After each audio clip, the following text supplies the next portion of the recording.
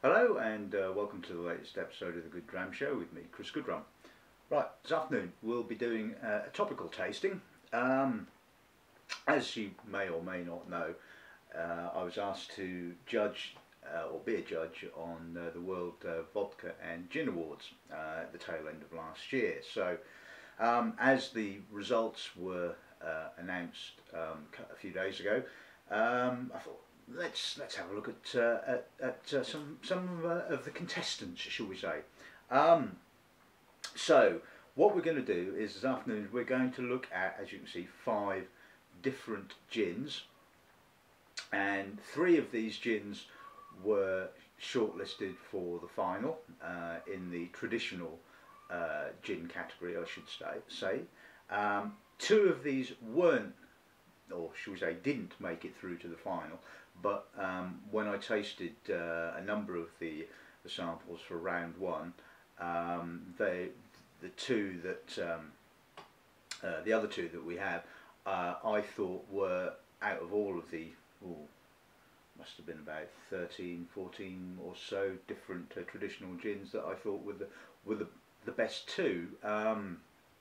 Goes to show that maybe my judgment was slightly different to my fellow judges, and certainly when we were at the final round in London, it was interesting to see that I don't know, I got the feeling that they came at gin from a different angle. I mean, they were all gin and vodka aficionados to a certain extent. I was only, I guess, whiskey person really judging, so maybe I was looking at things from a different perspective. I was looking for, certainly when it came to the vodkas, I didn't want just sort of like pure, clean, neutral spirit. I wanted some kind of impurities. I wanted some kind of oiliness, something that said it was it was distilled from a base product. What I'm basically trying to say is I wanted some spirit character, not just say in regards to the gins, that they smelt of their botanicals. I wanted something other than that. So there was obviously a difference of opinion, and obviously the 2 gins that I really rated from the first round didn't make it through to the final. Maybe it says something for that I'm a little bit left field when it comes to gin. I don't know, but anyway, so we'll taste all 5 of them, and then when I sum up, I will obviously let you know which ones of the 3 made it to the final and which one got gold, silver and bronze, and hopefully my impressions will be the same in this tasting as they were when I tasted them the first and the second time round. So I guess that's kind of introduced this afternoon's tasting, and I'll introduce the lineup then.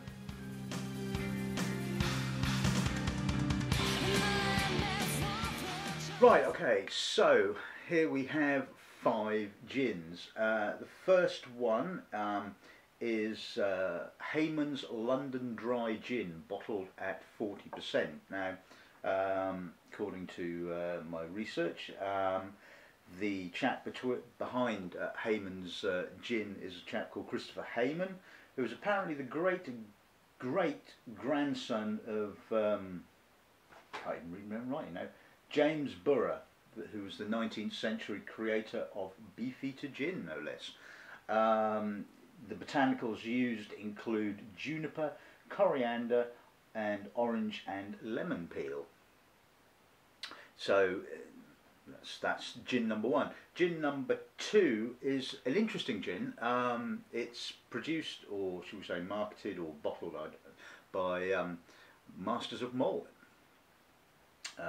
The competition, so to speak. No, it's from a range they call Origins, and the idea behind it is that it's a single botanical gin, i.e. just made from juniper, and the juniper is sourced from different locations around the world, and the whole idea is that to see whether juniper grown in different countries, different climates, that kind of thing, produces a different style of gin.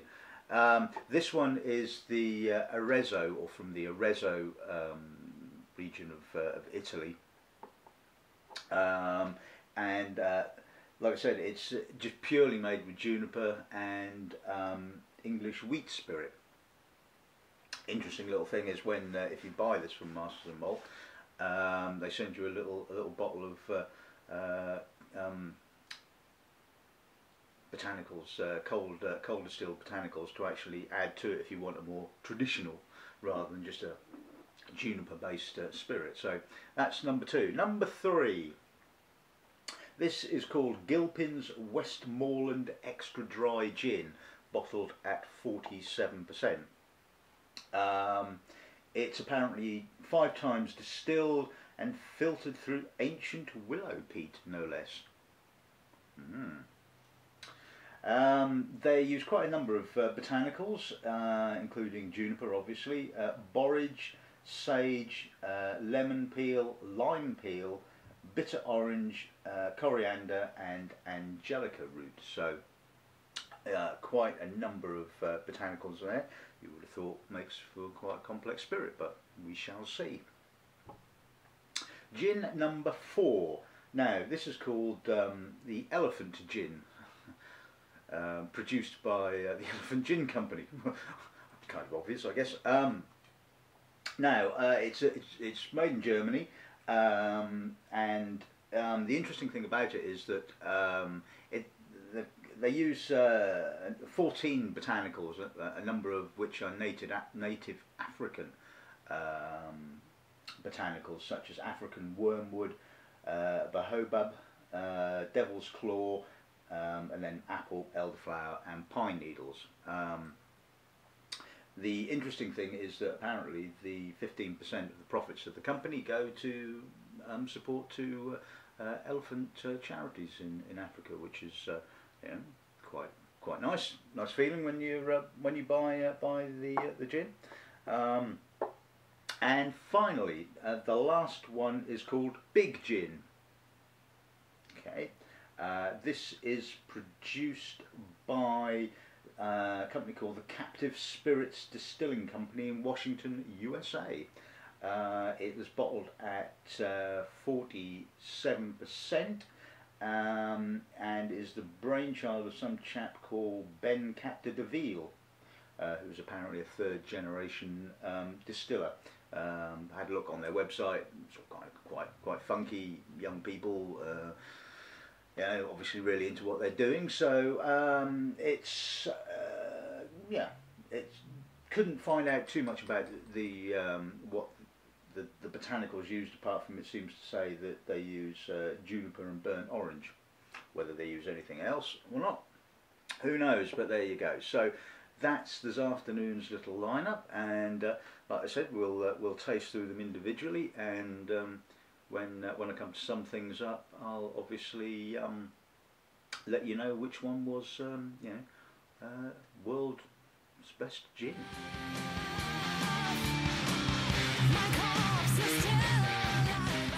Right, okay, so let's kick off with the Hayman's London Dry Gin.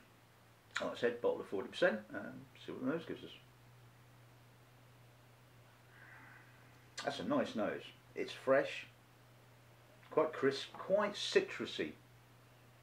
Getting a bit of lemon,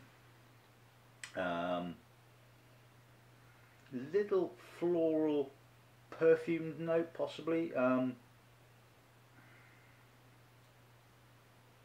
Little bit of coriander-y sort of spice, but it's got a lovely freshness. Obviously some juniper, goes without saying, but it's not the main focus of it. The citrus freshness is the main focus of the nose, which is really nice. With time it does become a little bit more spicier, with that sort of soft coriander kind of spice. You know, it's a really appealing nose. It's lovely. Palate.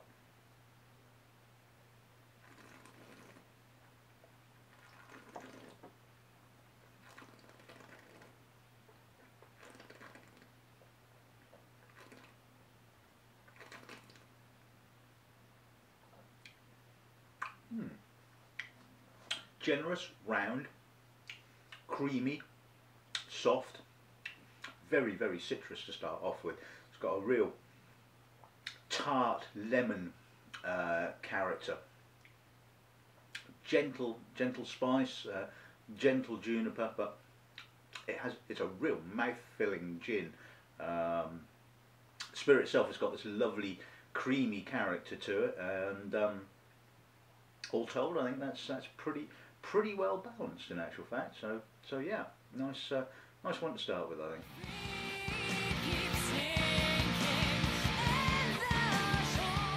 Right, okay, so the origin then from Arezzo. I think they do about, I think there's about 5 in the range. I think they've got one from Macedonia, one from Holland, I think, and a couple of others which I forget where they come from, but I think they entered 2 into the competition. I certainly remember tasting this one and the Dutch one. Didn't really think a great deal of the Dutch one, it has to be said, but let's see what this one's like.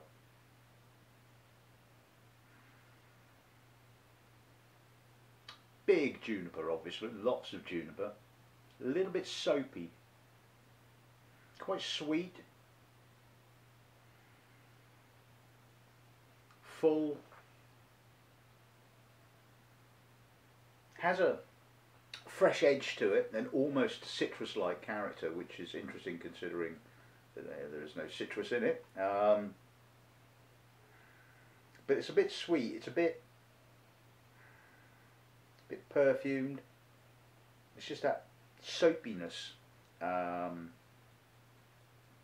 that's, yeah, kind of not really doing it for me, it has to be said. Aside from that, I mean, it's not a bad spirit.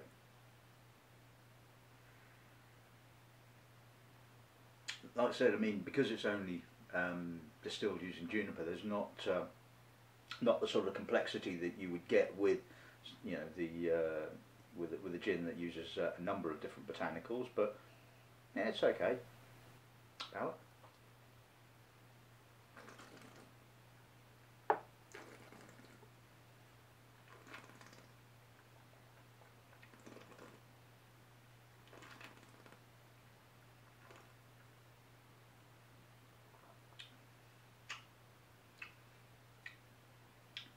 A pleasant mouthful.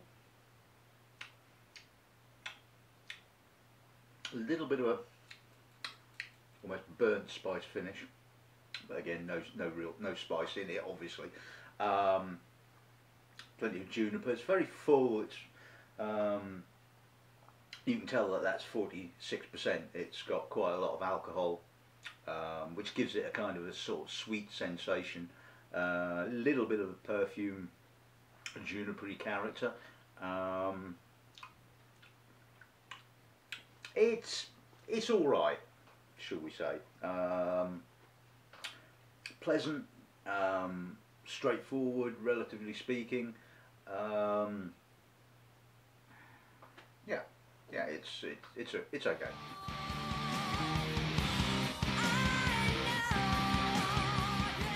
Right, okay, so on to the Gilpin's Westmorland Extra Dry, bottled at 47%.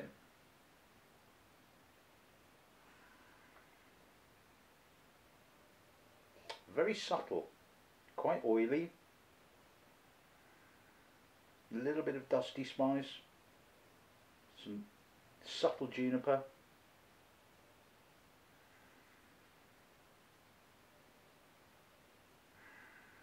A lot of spice in actual fact. I mean the coriander is certainly coming through. It's a little bit herbal as well. Very full. A little bit of sweetness to the coriander, but it's definitely the coriander that is the most prominent of the aromas. A little bit of citrus. It's bad. It's nice. No, it's good. It's very different to, well, certainly to the other two. Palate.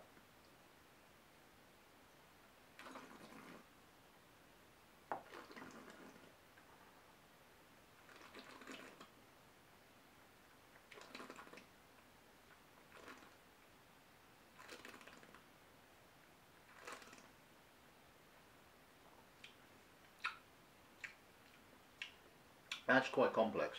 It's very subtle again, quite oily. Again, a lot of the coriander, a little bit of citrus, bit of juniper, bit of a herbal note, a little bit of a tang from the alcohol on the finish. Certainly that, again, that coriander kind of lingers.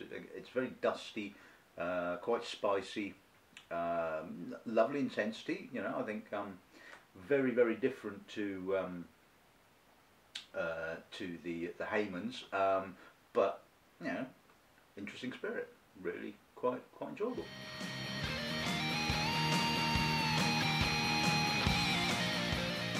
And on to the Elephant Gin. Let's see what the nose gives us on this.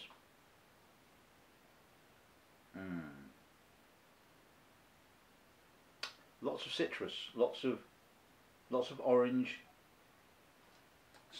slightly toasted orange, quite full, a little bit of spice, a little bit of herbalness. Yeah, that's an impressive nose. That's nice. A little bit of almost kind of sugar-coated orange rind. Touch of lime. A little bit of the elderflower coming through. It's got a little light perfumed sort of flowery note. Actually, it's getting a lot more perfume now as you kind of, as it warms up and aerates a little bit. Nice gin. I mean, elephant is probably quite the word for it. It is quite a big gin, but quite subtle at the same time. If you if you follow that one. Palate.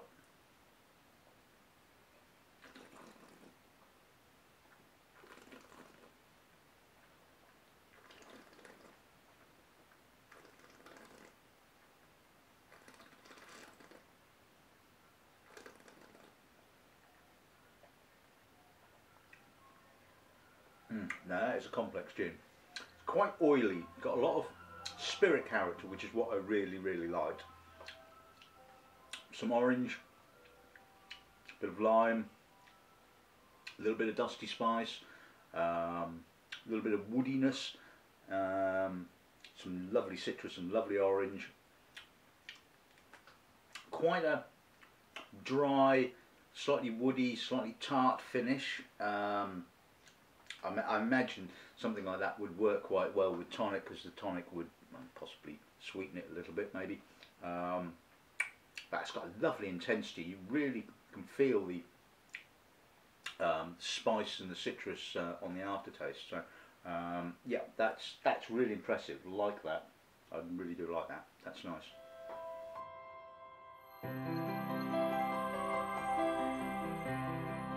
And saving the big gin till the very end. Let's see what the nose gives us on this then, shall we?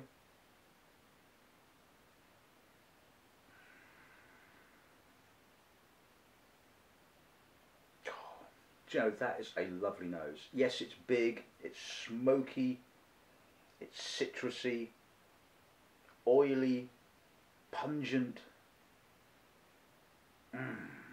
I mean, this is a aromatic big gin. I mean, you know, sometimes when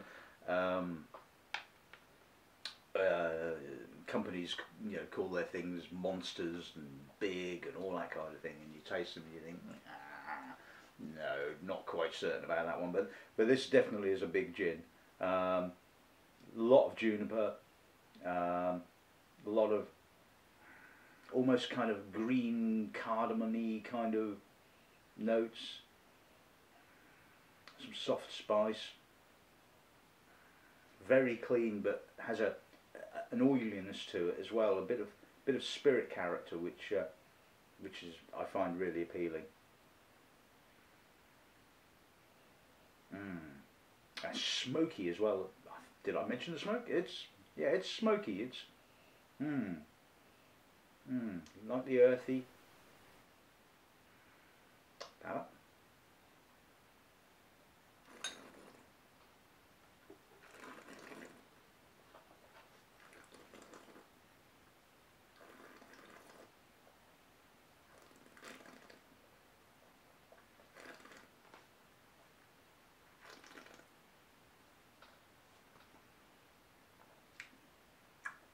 Wow, that's a big chewy mouthful. Lots of juniper, smoke, bitter spice, citrus. Wow, that's one hell of a finish, it has to be said. Really, really intense.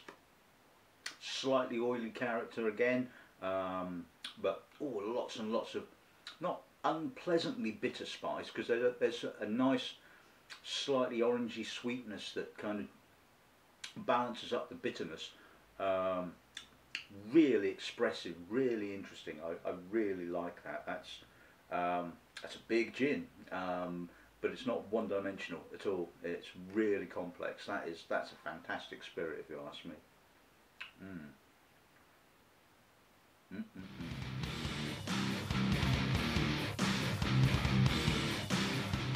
Right. Okay. So I hope you've enjoyed this interesting little tasting. I suppose it's probably time to sum them up, and I think you can probably guess the two that I really, really rated and didn't actually get through to the final. These two. Like I said, I get the feeling that this is no disrespect to the other judges whatsoever. I mean, because there's a couple of guys that sort of write about gin, blog about it, all that kind of stuff, so that they know their kind of stuff. And it was interesting when we finished, because there was only about 9 of us, I think, in the final round, and we all had a conversation and had a chat about why we thought certain ones were better than others and what have you. And it was interesting because everybody had quite some strong opinions, and mine were, well, mine, I guess. So basically, these two, the Elephant Gin and the Big Gin, were two of my favourites when I tasted them in the first round, and I thought that I rated that the Big Gin as the best of the bunch that I tasted, with the Elephant Gin being second. Incidentally, I am stocking the Elephant Gin because I can get hold of that from one of our suppliers. Unfortunately, neither of our major suppliers do the Big Gin, so and I have absolutely no idea A, if it's available in the UK, or B, if it is available, who is the distributing agent. So if you happen to be watching this and you have something to do with that particular gin, give me a shout, because I'm certainly interested in stocking that one, because it's just a fantastic gin. Like I say, what I want from a spirit above everything else is balance. I want to sort of taste some spirit character, and certainly when it comes to gin, yes, I do want to taste some botanicals, but I don't just want to taste botanicals. I want the spirit to say something about what it is and where it came from. So for me, these two were just absolutely outstanding. But coming back to these three which were in the final, of the three, I remember tasting on the day and having tasted again now, I preferred the Haymans. I loved the crispness, the freshness, and the intensity of it. I thought that was, of the three, certainly the best as far as I was concerned. Second, I liked the Gilpins. I thought that had a lovely character, a lot, very subtle, but a lot of spice, and quite nicely balanced. And although I thought the Origins was interesting, I didn't think it had the complexity of the other two. So basically, I scored the Haymans first, the Gilpin second, and the Origin third, which wasn't quite how they panned out. Some of the other judges preferred the other ones, so the eventual winner was the Gilpin gin, and the Origin was second, which I was quite surprised about, and the Haymans got a bronze. So that was that, and not only did we taste for the competition traditional gin, there was also compound gin, flavoured gin and cask gin, which was quite interesting. It has to be said, and I think I have the samples of the casks gins, so that may well be an interesting tasting to do in due course. And once we'd tasted all of the categories and decided which was the best in each of the categories, we then decided which was the overall world's best gin, and the world's best gin was obviously the Gilpins. I mean, you know, lovely gin, and I guess at the end of the three, I wouldn't begrudge it being world's best gin at all, because you know it was a good gin. That I personally preferred the Haymans to it. It's just a question of style. Like I said, it was the Gilpins was more subtle. It was more spicy, where the Haymans was probably a little bit more citrusy, a bit more expressive. But either way, you know, I mean, it's not a bad gin at all. So if you're really into your gins, certainly these five, well, if you can find the big gin, that is, are definitely worth seeking out and giving a try to. So so there you have it. That's my little roundup on the World Gin Awards. I'll probably be doing one on the World Vodka Awards next week, I imagine. I don't know. Depends how I feel or what I feel like doing on the day, I suppose. So anyway, I hope you've enjoyed this this episode of the show. So all that's left to say is good dramming and good afternoon.